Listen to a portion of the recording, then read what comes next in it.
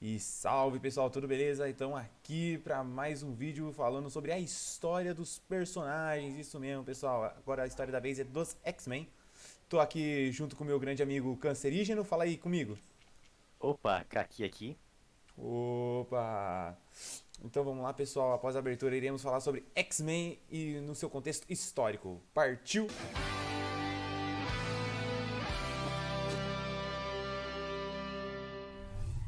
Então vamos lá pessoal, vamos falar um pouco sobre o que estava acontecendo nessa época, né? Os X-Men, para quem quiser saber, foi lançado em 1963 nos Estados Unidos, ok?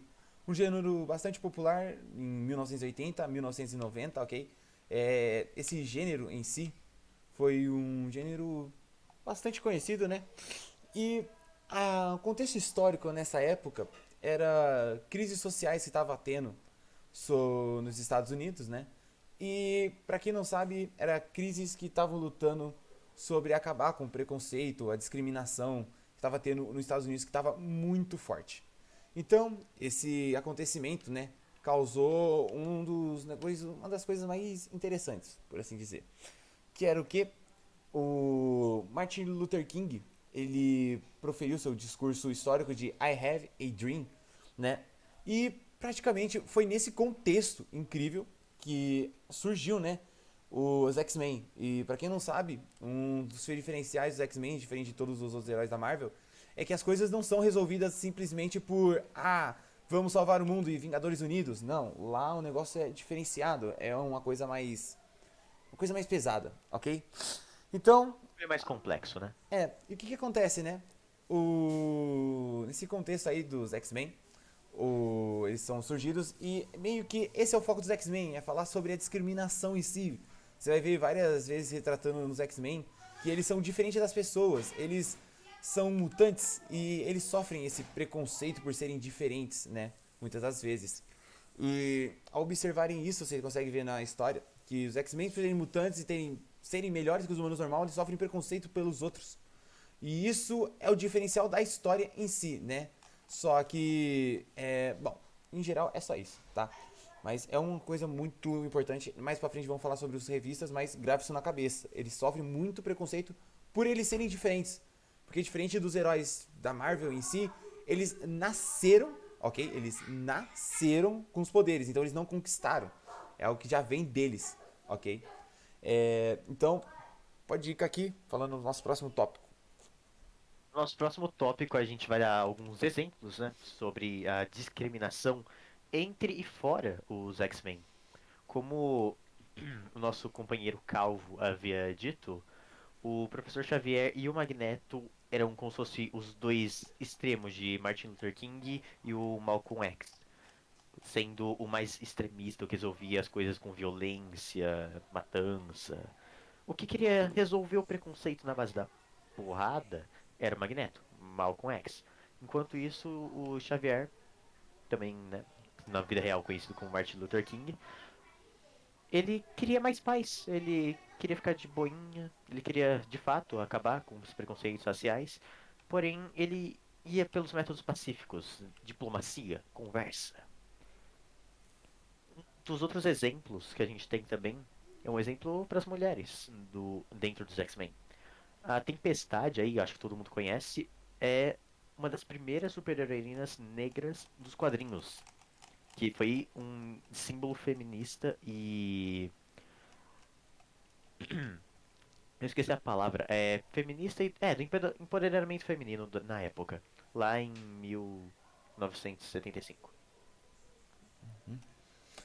Além disso, também tem a Jean Grey, que é, se não a mais poderosa, é uma das mais poderosas X-Men que já existiram e Com certeza. também representando o feminismo, como as mulheres podem ser empoderadas e mais à frente do tempo. É engraçado a gente falar sobre isso, é que a diferença de Tempestade é que, além dela ser mulher, ela também luta pelo movimento negro, né? E isso é uma coisa muito interessante de falar, né? Aqui. Sim, sim. Nos X-Men também vamos falar um pouquinho sobre homofobia, um assunto muito interessante de se falar nos tempos atuais. Um exemplo é o Homem de Gelo, que ele não sofre exatamente homofobia, mas em sua história tem a alusão a isso, que quando ele vai contar para os pais dele que ele é um mutante, os pais dele perguntam para ele: "Você já tentou não ser um mutante?" Não é dito na frente, não é dito nos quadrinhos nem no filme que ele tá sofrendo, que não é dito que em português, né, palavras. Não é dito especificamente, mas dá pra perceber que é uma comparação a, a se revelar, a se confessar pros pais que. A se assumir pros pais sobre a sua sexualidade.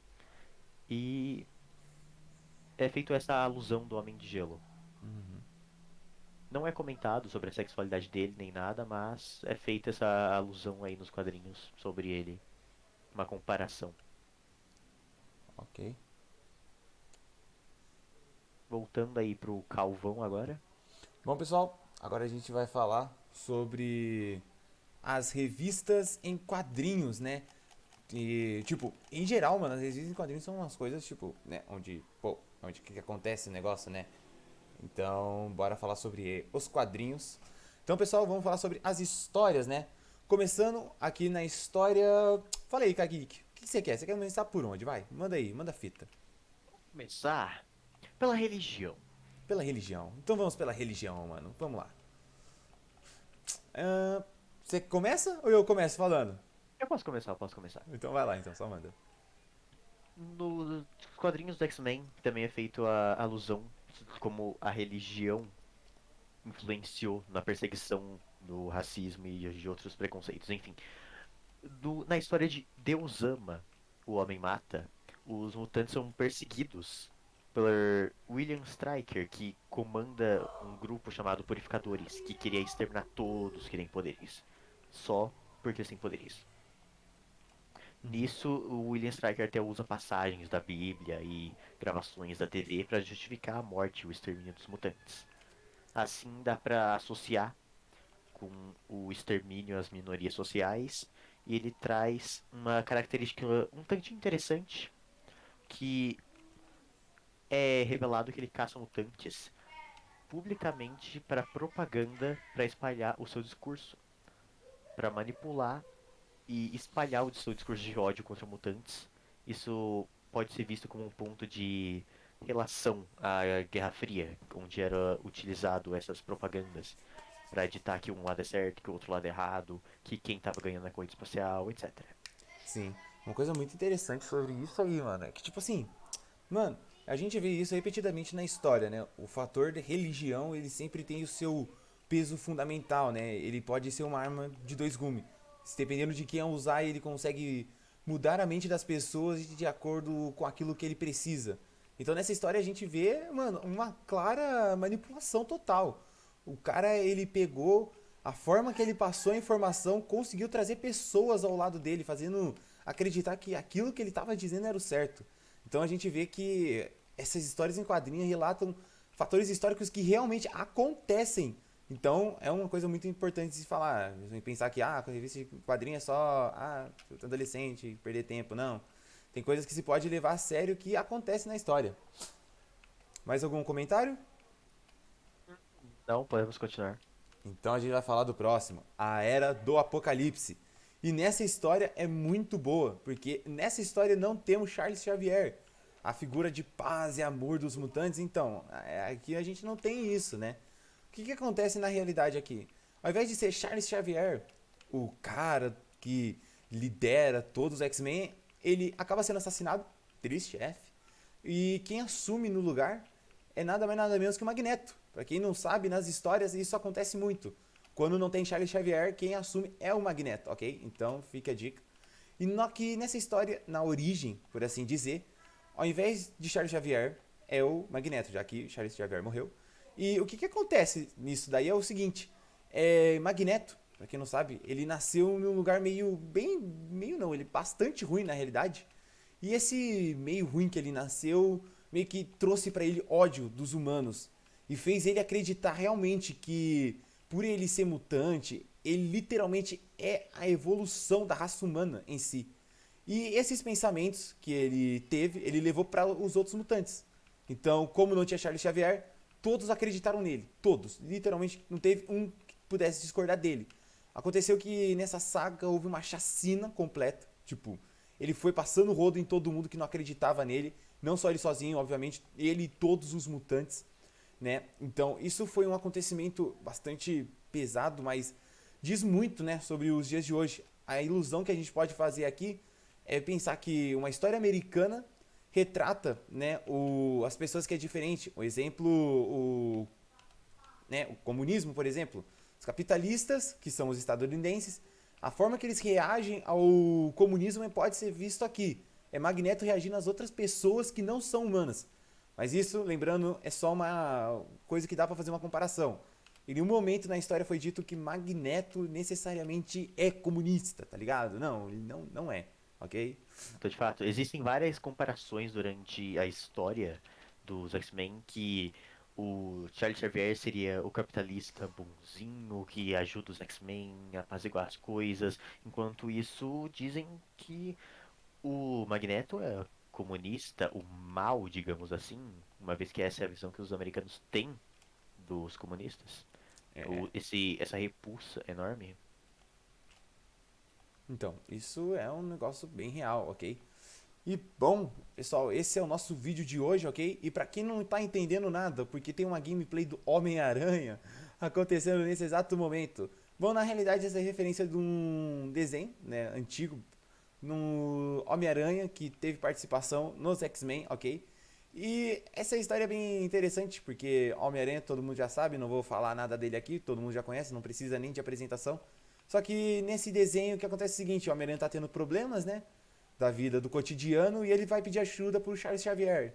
E nisso a gente tem uma das coisas mais tristes de todas, que é o Charles falando que não pode ajudar o Homem-Aranha. Que praticamente o que aconteceu é que o Homem-Aranha não queria ser mais herói, porque isso estava desgastando muito ele. E Charles Xavier falou que não podia ajudar, porque, pra quem não sabe, Homem-Aranha não é mutante, ok? Quem pensa nisso, pensa errado. E ele não é mutante. Na realidade, Homem-Aranha nasceu, não. Ele conquistou, por assim dizer, os poderes dele de aranha. Então, Charles Xavier não podia fazer nada, né? Então, é exatamente isso porque tá tendo gameplay do Homem-Aranha, tá? É pra fazer referência, ok? Não é porque ele tá viciado no jogo não, tá, gente? Não, imagina. Não. Gente, não é isso, ok? E é isso, professora. Terminamos a apresentação. Então, tchau. Até o dia que você vê a nossa apresentação. Falou! Meu Deus, o que eu fiz com a minha vida?